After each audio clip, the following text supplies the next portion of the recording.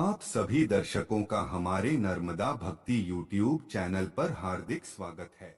रामायण में लिखित तुलसीदास जी के जीवन में यह भी कहा गया है कि तुलसीदास पर उनकी पत्नी द्वारा लगाई गई फटकार के कारण वह वन में जाकर रहने लगे।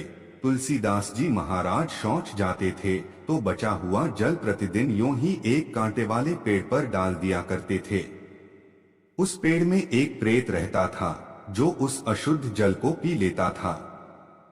एक दिन वह प्रेत तुलसीदास जी के सामने प्रकट होकर बोला, मैं बहुत प्यासा मरता था, तुम्हारे जल से अब मैं बहुत तृप्त हो गया हूँ, तुम मेरे से जो मांगना चाहो मांग लो। तुलसीदास जी महाराज को भगवत दर्शन की लगन लगी हुई थी।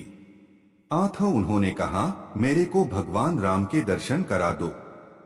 प्रेत ने कहा, दर्शन तो मैं नहीं करा सकता, पर दर्शन का उपाय बता सकता हूँ। तुलसीदास जी ने कहा, उपाय ही सही बता दो। उसने कहा, अमुक स्थान पर रात में रामायण की कथा होती है, वहां पर कथा को सुनने के लिए हनुमान जी आया करते हैं। तुम उनके पैर पकड़ लेना, वे तुमको भगवान के दर्शन करा देंगे। तुलसीदास जी ने कहा, वहां तो बहुत से लोग आते होंगे, उनमें से मैं हनुमान जी को कैसे पहचानूं?